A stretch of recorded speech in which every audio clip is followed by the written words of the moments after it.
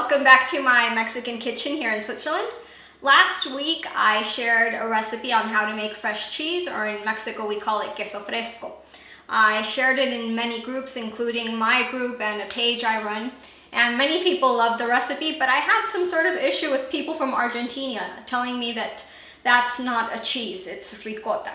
So here's why it's not ricotta. I mean, if you don't make the recipe, if you buy it in the shop, it may look similar, but it's not ricotta because fresh cheese is made with milk. Ricotta is made with whey. What's whey? It's the yellow liquid that's left over after you make your cheese, after the milk is all curdled. It's the reaction in the yellow water that's left over. That's what you use to make your ricotta. It's super easy. I'm going to show you guys how to make it. But you need to make the cheese first. Now water you can't buy it at a shop or something. You need to make your cheese first. So you guys are gonna have to pop over to my video of how to make fresh cheese. And then once you make your cheese, you're gonna keep that yellow water, which is the whey. Do not throw it out, and we're gonna use it to make our ricotta or requeson, like we call it in Mexico. The ingredient you're gonna need to make your ricotta cheese or requeson, like we call it in Mexico, is whey. Only that. Okay, so this recipe is even easier than the fresh cheese one. All you have to do is you're gonna heat up your whey. It has to be heated to a medium-high temperature. Do not let it boil. You have to be very careful with that. If you let it boil, it won't work. And you're going to be stirring it every once in a while. You have to be careful because it still may stick. It's not as a constant stirring like you would with the cheese. There you really have to stir practically nonstop. With this one, it's just an event, every once in a while a stir. And the whole process takes around 20 minutes. You're going to start seeing solid parts forming in the whey. So that's going to be your ricotta or your requeson. And those, you're not going to use a cheesecloth.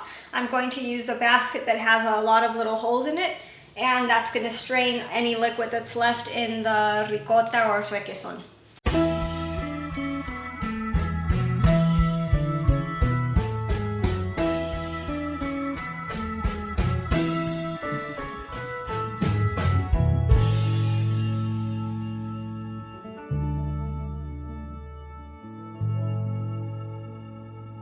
Okay, so we're done making our ricotta or requeson, how we call it in Mexico.